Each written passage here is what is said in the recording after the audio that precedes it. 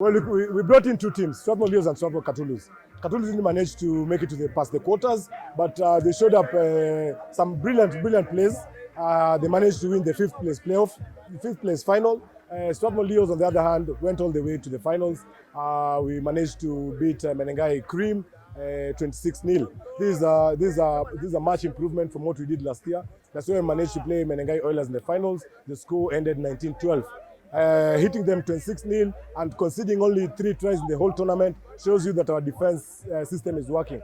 It's something that we've worked for with the boys for the last 9 weeks. So I'm glad and happy that the hard work that they've put in through the 9 weeks has not gone to waste, and we're happy with the win. How challenging was the game? Definitely, MenengaiOilers, coached by a very good coach, former Kenya International, Gibson Veru. He knows his tricks. He's been in the industry for a long time. He has a very good squad of young boys.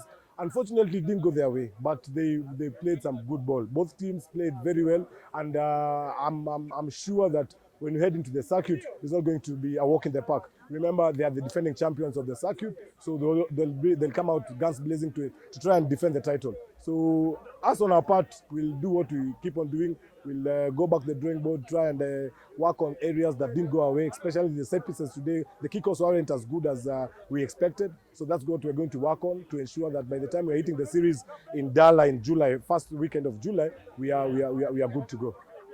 What can you say about bringing 2 teams? You brought 2 teams, Menengai brought 2 teams, and you in the finals. How can you say about that? Is it preparing for the circuit? Yes, it's definitely circuit preparations. Reason why Menengai brought in 2 teams is the same reason that I brought in 2 teams, to try and pick out, because the competition was very tough. You find out you have 30 players to select from, and they're all good. So why not have 2 teams and pick the best out of those 2 teams that will represent you in the circuit?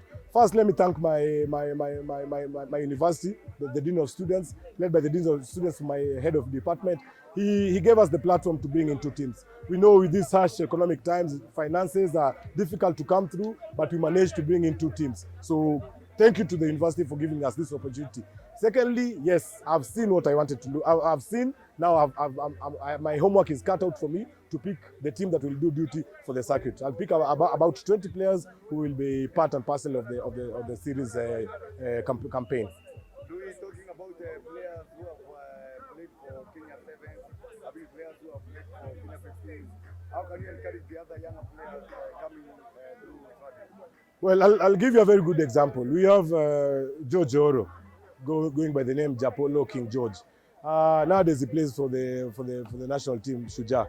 And his hard work is what has motivated all these other boys. Because when he came to Strathmore, he wasn't there. He wasn't the most skilled player. But because of his hard work, gym in the morning, runs whenever no one is seeing, I'd call him a person who has integrity. All that cultivated and multiplied and gave him an opportunity to play for the national team. He's traveled the world round, from New Zealand to Australia to Singapore. So that is something that encouraged all these other boys. The reason these boys wake up early in the morning to hit the gym, because they've seen if one of their mates can make it, then it's easy for them to make it if they only put the hard work. So I'm happy that Madiku today also plays for the national team, was part and parcel of the team. But we have young upcoming players who look up to these other players to ensure that to hope that they also make it to the national team. How can you tell other counties like Embu County who have organized Embu RFC, organizing Embu? How can you tell the other counties? Well, let's bring rugby back to the grassroots. For starters, nowadays I'm very much interested to recruit players who are from age grade. That's what I want, because these are players who have gone through the system, and it's easy to train such players. So Embu and all the other counties, let's encourage these players, these boys to play rugby. Let's in Swahili they say eneza ineno, the way the Bible was enezwa. Let's eneza. Us growing up, we only knew about football. Kila mtu alikuwa anaamka, it's football. So let's pass the message down. Let's have clinics. Let's encourage the boys to play rugby, and we'll make our team great. Yeah. To be joined by Bwana Moses Mukabani to award the referees who took charge, ladies and gentlemen, of the 2023 Embu Sevens. Well, it's again, it boils down to preparations and what you set your objectives for. our objective this season was really we want to play some good sevens rugby, and the caliber of players that we have very skillful players, and it's working magic for us because these boys are ready to be coached, very coachable attitude. That's the first thing that somebody has to have. If you are willing to learn, then it becomes easy for the coach to coach you. So the boys are willing to learn. You give them a system to play, they come and execute it. So if all the other players can have that attitude of not knowing, because no one knows all. If you can cut down on the Mr. Know It All, then rugby will be easy to coach. Finally, what do you think made your team? Well, again, it's as I said, to be successful is all about preparations. And for honest sake, the boys are prepared. Training for 9 weeks is not easy. They've put in the hard work. This is the ultimate prize. Winning such a tournament is the ultimate prize for preparation. So it's all about preparation. We prepared well. We prepared well. We didn't even know the dates for the Embu tournament, but us guys were preparing for the circuit. When the Embu tournament was announced, we roped ourselves in. We are here today. We defended our title. We want to come and do it again and again and again. No worries. It's always a learning curve. Today it's me, tomorrow it's you. So you always have to go back to the drawing board and start again. Yes. Imekuwa ikiongelelewa mambo na defense ya timu ya Strathmore. Mambo na Strathmore kuwa na defense na kuja finals na wamewashinda nini wamewaweza kwa hiyo game ya leo? Wako na kikosi kizuri. I think wana kikosi kina uzoefu. Wana kikosi tumecheza pamoja muda mrefu na inaonekana.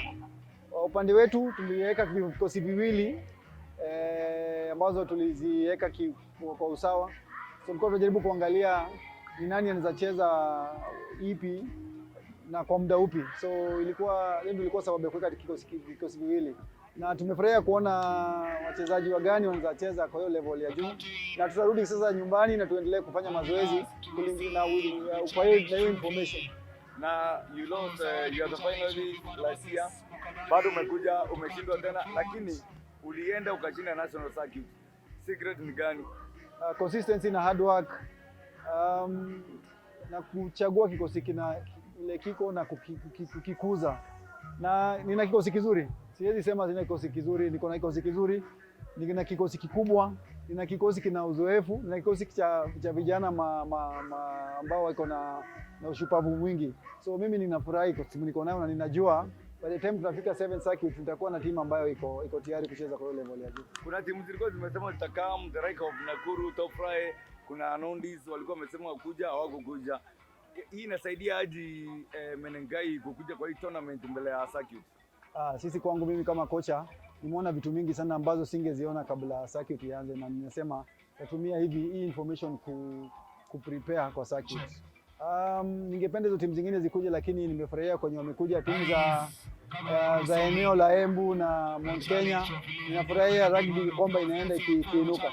Na swali la mwisho, kuna kaunti zingine zinaweza kuwa na sevens, kuna kaunti zingine unaweza imiza magavana wengine kama Embu leo tumeona wameweza kuwa na Embu sevens. Makaunti zingine unaweza waambia vipi? Kwanza ningependa kushukuru county government of Embu kwa kuweza kupatia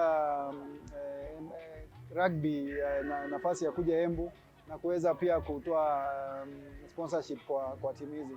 Ningependa kuhimiza timu kaunti zingine zote na pia Wizara ya Michezo iendelee kusupport na kukuza michezo. Ukiangalia sasa hivi dunia inaenda, sports na entertainment ndio the biggest earners in the world, so we need to expose our young boys at this early age to be able to play at a high level. The last question. Sasa tulikuwa HSBC core side. Umechezea Shujaa international level. How does that mean kwa timu ya national team Shujaa? I think ni wakati mgumu kwa timu ya Kenya na kama nchi na fraternity ya rugby all together. A very uncertain times in terms of what next, and I know if we sit down, we plan well, and we prepare ourselves well, we'll be able to get back at the top. But it takes a lot of hard work, a lot of planning, a lot of sacrifices from all stakeholders. Okay. Asante sana.